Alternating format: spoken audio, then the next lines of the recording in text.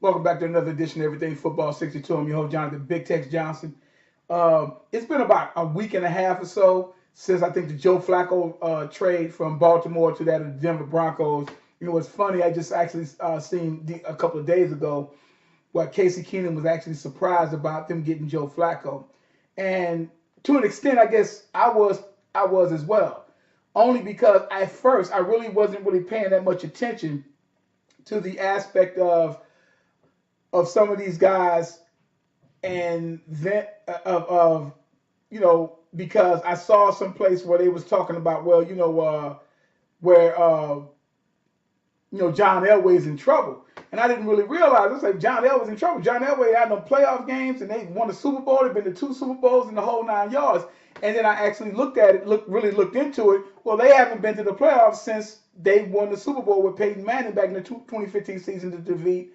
I think that should have been Super Bowl 50, 51, one of them Super Bowls, and to defeat the Carolina Panthers.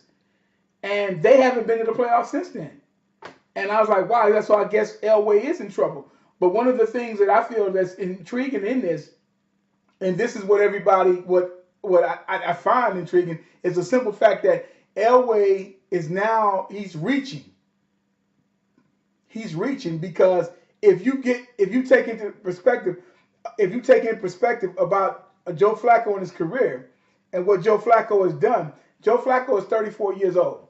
Okay, just turned 34 in January, so he's still got some years left. Joe Flacco has always been a solid quarterback, but Joe Flacco's also been blessed to be a solid quarterback on a running defensive-minded team that was built for defense, and great veteran leadership that was on there, going back to Ray Lewis, Jonathan Ogden, Terrell Suggs, a lot of different guys on there. Ed Reed, he's played with a lot of great players, and I think people tend to forget that. Their defense is still good because that's the calling card of the Ravens team. Their calling card is that.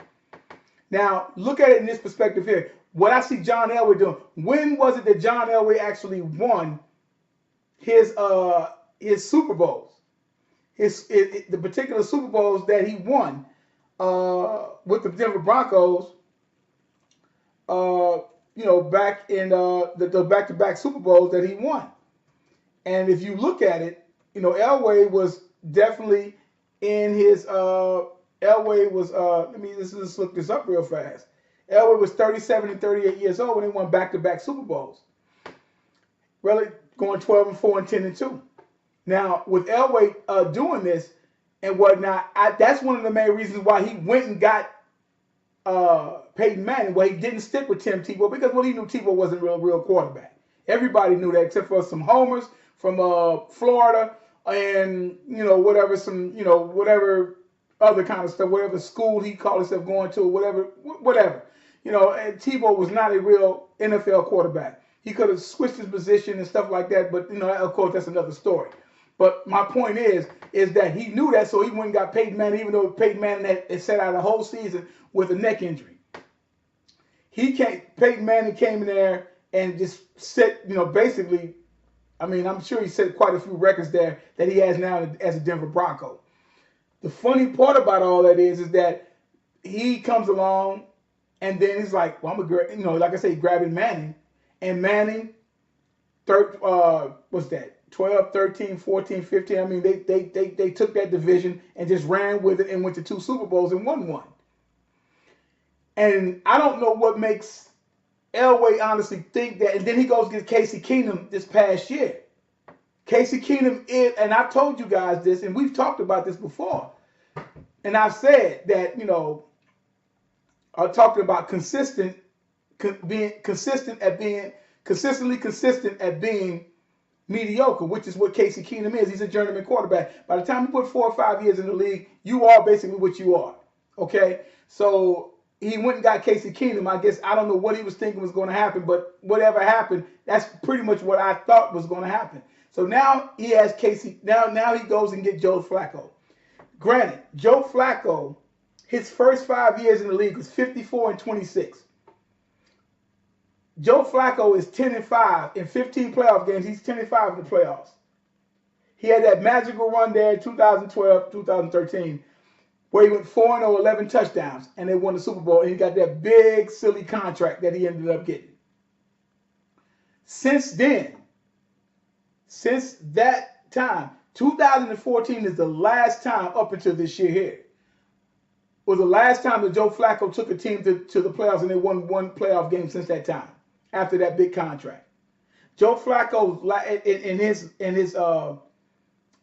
since then, right? Since that time, Joe Flacco has went 42-41. He's a game over 500. Okay? 42-41. His career record is 96-67, which is definitely respectable.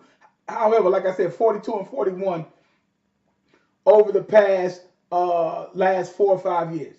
Okay? So Flacco has done this, and he is at this particular point in time, and I want to bring this up because when they were playing the San Diego Chargers, a lot of people were screaming for like, well, you know, he's having a, you know, Lamar Jackson's having a bad day. They need to be, will they bring Flacco? Bring him in for what?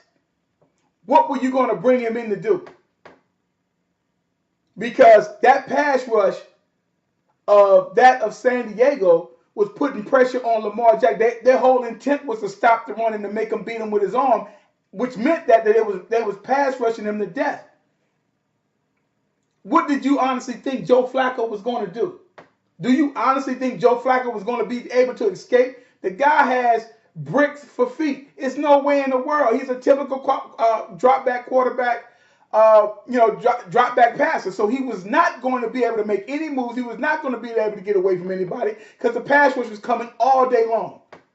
And even in that, Lamar Jackson basically got them to within pretty close of getting that game to basically being a tie, which would basically possibly getting within about 6 or 7 points. So they actually had a chance until he got sacked and then that fumbled and the game was over with.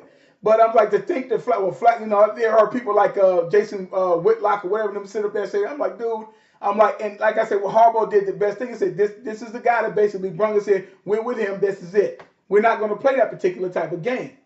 It was time for Flacco to go. Flacco has not did anything since the Super Bowl. That's what everybody don't want to say. He's a likable guy. He has a big arm and stuff like that, but he hasn't done anything since the Super Bowl. I get it. Maybe, just maybe, that with Baltimore does not have the greatest wide receivers and stuff like that. But they've had some guys come through there, and with the money that's being paid by Flacco, you better learn to get the ball to those guys over there. But he hasn't done anything since that Super Bowl run. So it was time for them to actually move on. However, the way I feel about the situation is I don't honestly think that he's the answer to the problem over there in Denver. Because at least Casey Keenum is a little bit more, he's way more mobile than that of Joe Flacco. And I don't see Joe Flacco burning anything up over there. Even though under Kubiak, from what I hear, or whatever, was around him, because that 6 year, $120.6 million that they gave him after the Super Bowl, he's had some of his best years under, I think, Flacco's career best 27 touchdowns came with Gary Kubiak at the last, at least 7 more than any other season he's had since then, and his 3,986 passing yards that year were second of his career, which is fine and great because Kubiak said, okay, that's fine and dandy. However, at the same time, I still say that was Flacco 4 or 5 years ago.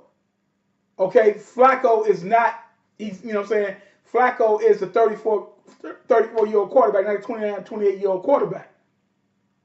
Okay, so the thing about with Flacco and what Flacco basically did, and like I said, that was in 2014. That was the last time that they actually got to the playoffs until this season here, and they won a playoff game and everything. So it's like I get it, but I don't think Flacco is the answer, and it was time for him to move on.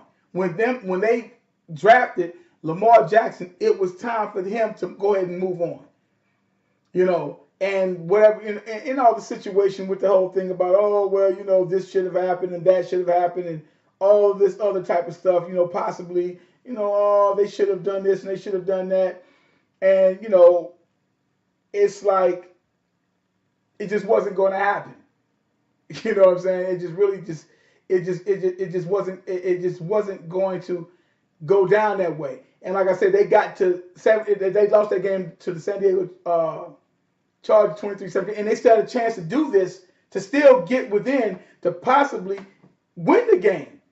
But like I said, Lamar Jackson was under pressure all day. So I don't get all this talk.